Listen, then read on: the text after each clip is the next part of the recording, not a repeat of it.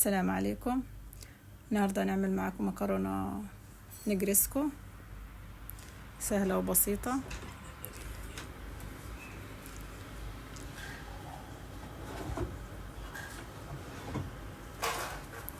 بسم الله. مكونات: معنا 3 حبات فلفل ألوان، أحمر أصفر أخضر، قطعناه جوانح شرايح طويلة.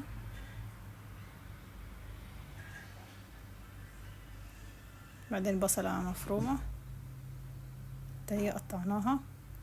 معنا الفراخ مقطعينها مكعبات ومخلينها غسلينها ومخلينها على جنب. ناخد طاسة على النار، ننزل بالفراخ عليها،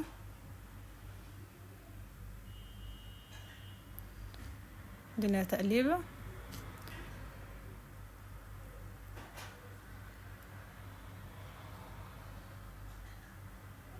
بعدين ننزل بالبهارات، توابل: فلفل اسود، بابريكا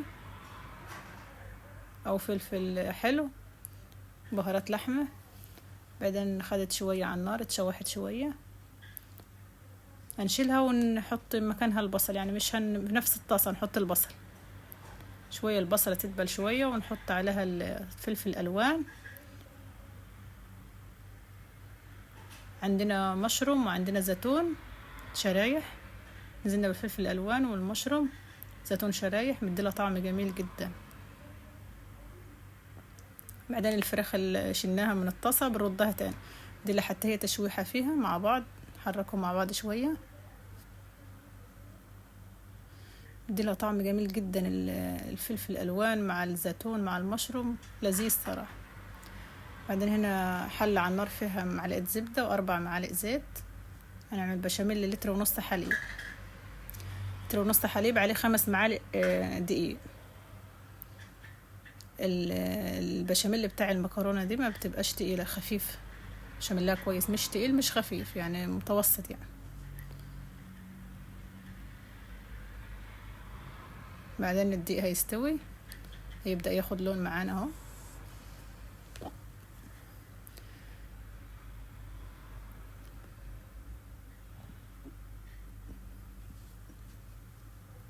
انزل عليه بالحليب لتر ونص. معانا حلة تانية على النار، سلقنا كيس مكرونة سباكيت طويلة. انا رشيت عليه فلفل اسود، رشة فلفل اسود، نص معلقة ملح.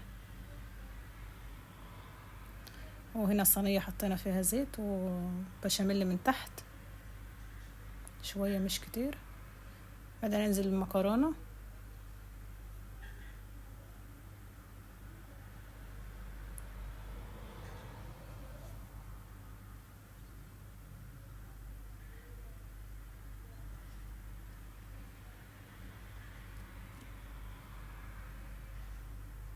بعدين نزلنا بالحشوة اللي عملناها في الوسط.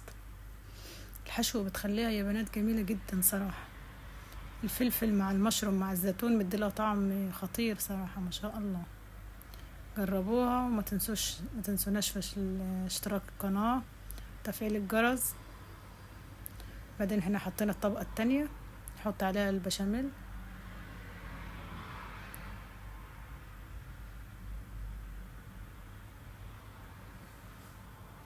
نرش عليها الجبنة من فوق، ونولع الفرن على درجة حرارة 180 فوق وتحت شواية.